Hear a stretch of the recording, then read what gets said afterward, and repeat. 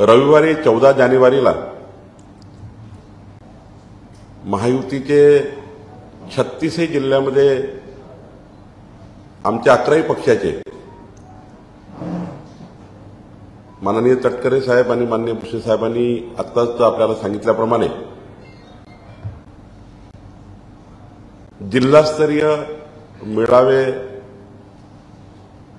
आणि ही संख्या पुढच्या काळात बूथपर्यंत आमच्या तालुका मंडळापर्यंत एकदा जिल्हास्तरीय मेळावे झाले की पुढे तालुकास्तरीय मेळावे होतील, मग बूथस्तरीय मेळावे होतील। साधारण जानेवारी महिन्यामध्ये संपूर्ण जिल्हास्तर ते बूथस्तर आणि फेब्रुवारी महिन्यामध्ये विभागीय स्तरावरचे मेळावे माननीय एकनाथजी, देवेंद्रजी, अजितदादा यांच्या उपस्थितीत होणार आहे। आमचे महायुतीतले सर्व घटक पक्षाचे नेते सुद्धा या मेळाव्यामध्ये हजर राहणार आहे। मग रामदास आठवले साहेब असतील, विनय कोरेजी असतील, महादेवराव जानकरजी असतील, जयदीप कवाडेजी असतील, योगेंद्र कवाडेजी आहेत, शिवसंग्रामचे आपल्या मेटेताई आहेत, सुलेखाताई कुंभारे आहेत, रयत कांतवीचे सदाभाऊ खोत आहेत आणि इतरही अजून घटक पक्षाचे नेते या बैठकीला, या मेळाव्याला हजर राहणार आहे। खरं तर माननीय तटकरेजींनी सांगितल्याप्रमाणे मोदीजींच्या नेतृत्वात महाराष्ट्रामध्ये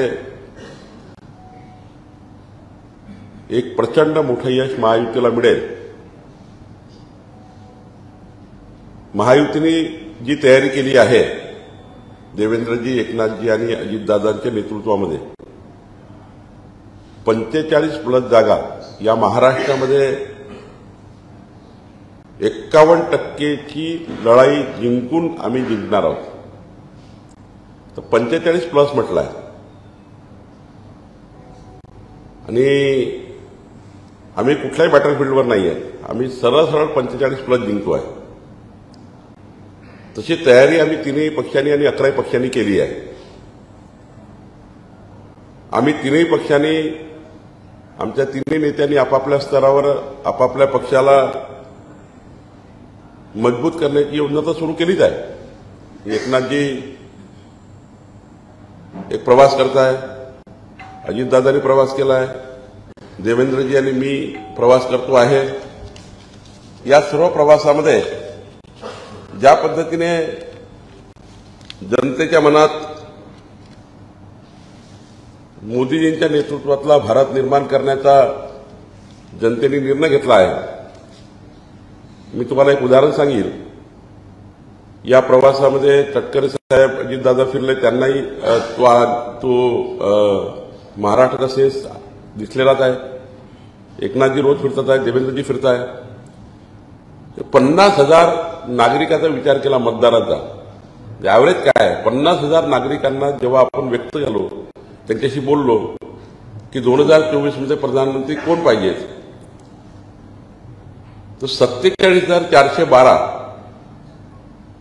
या संवादामध्ये, इतक्या लोकांच्या संवादानंतर फक्त 16 लोक सोडले, सर्वांनी म्हटलं की मोदीजी प्रधानमंत्री पाहिजे आहेत। जनतेमध्ये मध्यमवर्गीय असतील, आर्थिक दुर्बल असतील, मागासवर्गीय समाजातील असतील, 18 पगड जाती, 12 बोलतेदार ओबीसी समाज असेल, मराठा समाज असेल, या राज्यातला संपूर्ण समाज, उत्तर भारतीय असेल, एकही समाज असा नाही की एससी एसटी म्हणजे ट्रायबल भागात सुद्धा मोठ्या प्रमाणावर मोदीजींच्या नेतृत्वातला भारत निर्माण होण्याकरता, मोदीजींच्या संकल्पाला साथ देण्याकरता संपूर्ण महाराष्ट्र मोदीजींच्या पाठीशी उभा आहे।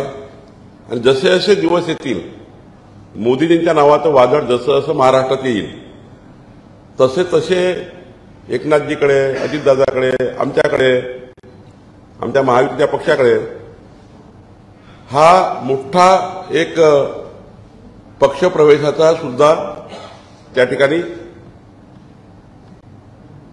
निमंत्रण येतात आहे.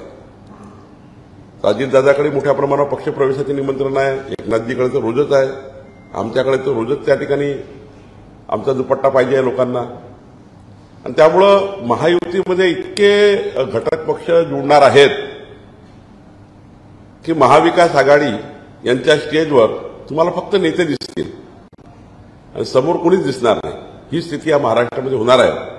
आणि याकरता आम्ही सर्व पक्षाचे लोक आपापल्या स्तरावर, आणि आमची भूमिका स्पष्ट आहे, बूथ स्तरापर्यंत आम्ही तीनही पक्ष आणि 11 पक्ष आमची बांधणी पूर्ण करणार आहोत. बूथ स्तरावरचे कार्यकर्ते सुद्धा एकत्रितपणे बूथवर असले पाहिजे. मंडळ स्तरावरचे, तालुका स्तरावरचे कार्यकर्ते एकत्रितपणे त्या ठिकाणी सोबत काम केलं पाहिजे. आणि राज्य स्तरावर आणि विभागीय स्तरावर, जिल्हा स्तरावर सुद्धा संपूर्ण बांधणी आमची पूर्ण झाली. आणि मला असं वाटतं की आमची महायुती प्रचंड ताकदीने महाविकास आघाडीला परास्त करेल. आणि मोदीजींच्या नेतृत्वात, म्हणजे जेव्हा मोदीजी प्रधानमंत्री पदाची शपथ घेतील तेव्हा महाराष्ट्रातले 45 खासदार हात वर करून उभे दिसतील. इतकी ताकद आम्ही आमची महायुतीची तयार करतो आहे. आणि त्याकरता संपूर्ण रचना आम्ही उभी. राजकारणातील प्रत्येक अचूक बातमीचे सर्वात आधी अपडेट्स मिळवण्यासाठी सरकारनामाच्या सर्व सोशल मीडिया प्लॅटफॉर्मला लाईक, फॉलो आणि सबस्क्राईब करा. तसंच सर्व नोटिफिकेशनसाठी बेल आयकॉन प्रेस करायला विसरू नका.